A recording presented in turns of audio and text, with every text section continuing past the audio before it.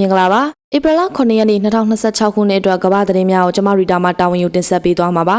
အရှိအလဲပိုင်းဒေသမှာဖြစ်ပွားနေတဲ့စစ်ရေးပဋိပက္ခတွေကြောင့်ကမ္ဘာရေနံဈေးကွက်ရိုက်ခတ်မှုတွေရှိနေချိန်မှာတောင်ကိုရီးယားအစိုးရဟာနိုင်ငံရဲ့စွမ်းအင်လုံခြုံရေးအတွက်အရေးပေါ်ခြေလှမ်းတွေကိုစတင်လိုက်ပြီးဖြစ်ပါတယ်ဟော်မုစ်လက်ကြားပိတ်ဆို့မှုအနေအကြားကနေရေနံစိမ်းအဆက်မပြတ်ရရှိဖို့အတွက်တောင်ကိုရီးယားတပ်တမန်အဖွဲ့ဟာအရှိအလဲပိုင်းနဲ့အာရှအလဲပိုင်းနိုင်ငံတွေကိုတွားရောက်ဖို့ပြင်ဆင်နေပါတယ်တောင်ကိုရီးယားသမ္မတရုံးအရာရှိချုပ်ခန်ဟွန်းရှစ်ဟာရေနံစိမ်းနဲ့ရေနံဓာတုဗေဒကုန်ကျန်းဖြစ်တဲ့ NAFTA တွေအဆက်မပြတ်ရရှိနိုင်မှုအတွက်ကာဇက်စတန်၊အိုမန်နဲ့ဆော်ဒီအာရေဗျနိုင်ငံတွေကိုတွားရောက်မှာဖြစ်ပါတယ်။လက်ရှိဟော်မုစ်လက်ကြားမှာတင်မောတင်ပို့မှုအနှောက်အယှက်တွေရှိနေတာကြောင့်တောင်ကိုရီးယားအနေနဲ့အစားထိုးလမ်းကြောင်းတွေနဲ့ထောက်ပံ့မှုအရင်းမြစ်တွေကိုရှာဖွေနေရတာပါ။တစ်ဖက်မှာလည်းသမ္မတလီဂျေးမြောင်ဟာနိုင်ငံတွင်းစီးပွားရေးကျဆင်းမှုကိုလျှော့ချနိုင်မှုအတွက်အစိုးရနဲ့အတိုက်ခံပါတီခေါင်းဆောင်တွေနဲ့တွေ့ဆုံဆွေးနွေးဖို့စီစဉ်ထားတယ်လို့ယွန်ဟပ်သတင်းဌာနကဖော်ပြပါတယ်။တောင်ကိုရီးယားနိုင်ငံဟာ၎င်းရဲ့စွမ်းအင်လိုအပ်ချက်80%ခန့်ကိုအရှေ့လေပိုင်းကနေတင်သွင်းနေရတာကြောင့်အမေရိကန်နဲ့အစ္စရေး၊အီရန်တို့ကြားဖြစ်ပွားနေတဲ့စစ်ပွဲဟာကိုရီးယားစီးပွားရေးပေါ်တိုက်ရိုက်ထိခိုက်လွယ်တဲ့အနေအထားမှာရှိနေပါတယ်